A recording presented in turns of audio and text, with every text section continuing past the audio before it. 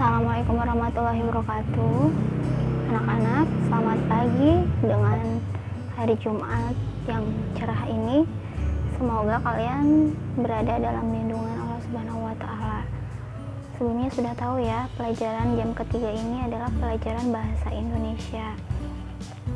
Tapi sebelum lanjut ke materi, Ibu akan sampaikan terlebih dahulu, takutnya masih ada yang belum kenal nama Ibu sendiri, yaitu nama Ibu Desi Zelvia, dan Ibu khusus memegang semua kelas 10. Dari pelajaran daring kemarin, kalian sudah belajar tentang teks hasil laporan observasi tentunya ya. Berarti apa saja yang kalian sudah ketahui tentang teks hasil observasi itu sangat banyak kan. Khususnya kemarin sudah mencatat yang di LKS halaman 7 dan 8. Nah, sekarang bagian di LKS halaman 9, yaitu mengkonstruksi teks laporan hasil observasi. Nah, sebelum itu Ibu akan mencontohkan bagaimana sih Bu membuat teks laporan hasil observasi. Yang namanya observasi otomatis ada pengamatan kan, berarti ada yang diobservasinya, ada yang diamatinya, yaitu hal-hal yang tentunya sangat mudah sekali. Misalnya sekarang kalian ada di mana, kita jadikan saja satu objek, misalnya kita akan mengamati rumah kita sendiri. Di rumah kita yang sangat luas dan megah, misalnya terdapat jam dinding, kursi, juga televisi, misalnya seperti itu. Lalu diruntutkan secara rinci satu persatu. Nah, itu adalah contoh teks laporan hasil observasi. Lebih jelasnya Ibu akan melanjutkan keterangannya sebagai berikut. Nah, kita lihat konstruksi teks laporan hasil observasi. Yang pertama, mengamati objek yang akan kita observasi. Yang kedua, mencatat data yang diperlukan. Yang ketiga, data yang dicatat haruslah data yang akurat sesuai pengamatan. Nah, yang keempat, data disajikan hasil penelitian terkini. Yang kelima, jika diperlukan dapat melakukan wawancara dengan narasumber sebagai bukti penguat dan referensi. Nah, jadi sudah tahu ya, ada 5 konstruksi teks laporan hasil observasi. Selanjutnya, langkah-langkah menulis teks laporan hasil observasi.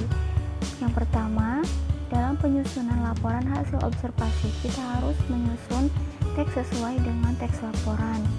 Nah, yang kedua, sesuai dengan kaidah-kaidah ciri teks laporan hasil observasi.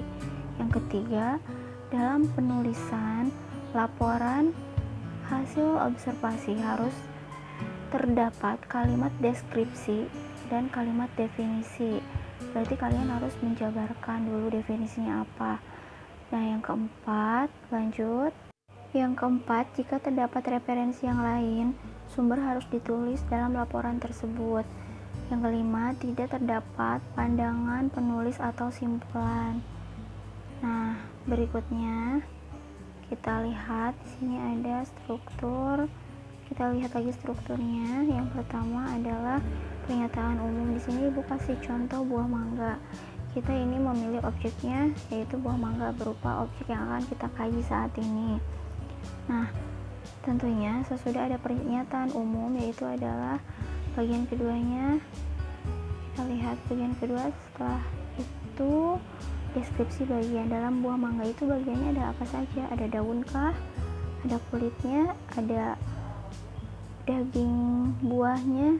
Ada bijinya? Nah, langsung kita deskripsikan secara langsung. Yang ketiga, definisi manfaat. Nah, manfaatnya apa buah mangga? Nah, kalian bisa baca di situ. Yang menghilangkan bekas jerawat bisa, membuat kulit lebih bersinar bisa, mencegah kanker, lalu mencegah penyakit jantung. Seperti itu. Jadi kalian tinggal jabarkan hasilnya nanti setelah kalian mengetahui dan mengamati teks laporan hasil observasi.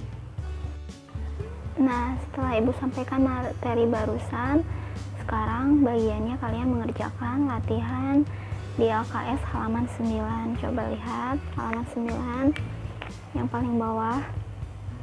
Nah, yang pertama ini tentunya tentang mengonstruksi teks laporan hasil observasi. Mengonstruksi itu apa, Bu? Yang tadi Ibu katakan tadi, mengonstruksi adalah menyusun kata-katanya lebih detail. Jadi misalnya jam dinding itu bergerak ke arah kanan atau kiri, seperti itu. Pokoknya lebih diruntutkan kembali. Nah, yang ini baca yang pertama, lakukanlah observasi di lingkungan sekitar Anda, misalnya pantai, gunung, sawah, sungai, dan sebagainya. Itu di lingkungan kalian, jadi kalian tinggal cari. Misalnya di lingkungan sekitar Jakarta Timur ada sungai apa ya, kali Ciliwung ya, kali Ciliwung. Nah, kalian bisa tuh dijadikan objek untuk observasi kalian. Nah, yang kedua, tentukan sebuah objek untuk diobservasi. Nah, yang menyangkut tadi ya. Kemudian catatlah data yang akan ditentukan mengenai objek yang Anda observasi tersebut. Terus yang ketiga, buatlah kerangka laporan dan sesuaikan dengan kaidah-kaidah teks laporan hasil observasi. Nah, kalian tinggal sinkronkan mana yang menjadi kaidah-kaidah kebahasaan teks laporan hasil observasinya yang mana. Terus yang keempat, tulis teks laporan hasil observasi Anda berdasarkan data yang telah Anda catat. Berarti yang berdasarkan telah kamu catat tadi observasinya pastinya harus dicatat. Dan yang kelima, perbaikilah teks laporan hasil observasi Anda dari segi penulisan dan penggunaan bahasa. Nah, jadi kalian juga harus banyak tahu tentang penggunaan bahasa yang tidak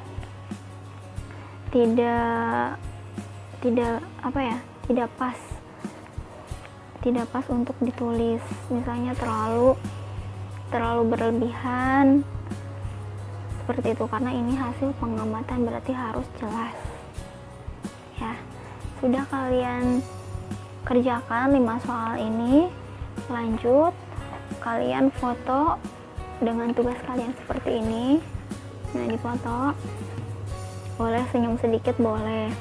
Nah, seperti ini sudah difoto, langsung upload di link Google Form ya. Hanya 1 foto saja, tidak boleh narsis. Nah, sudah itu lanjut, sudah di-upload di Google Form. Untuk evaluasinya akan Ibu bahas di minggu depan, berarti hari Senin ya. Hari Senin itu akan Ibu bahas. Mungkin hanya sekian penjelasan materi dari Ibu. Semoga kalian benar-benar paham dan semoga kita terus dilindungi oleh Allah Subhanahu wa Ta'ala dalam kondisi pandemi ini. Semoga cepat bertatap muka langsung ya. Assalamualaikum warahmatullahi wabarakatuh.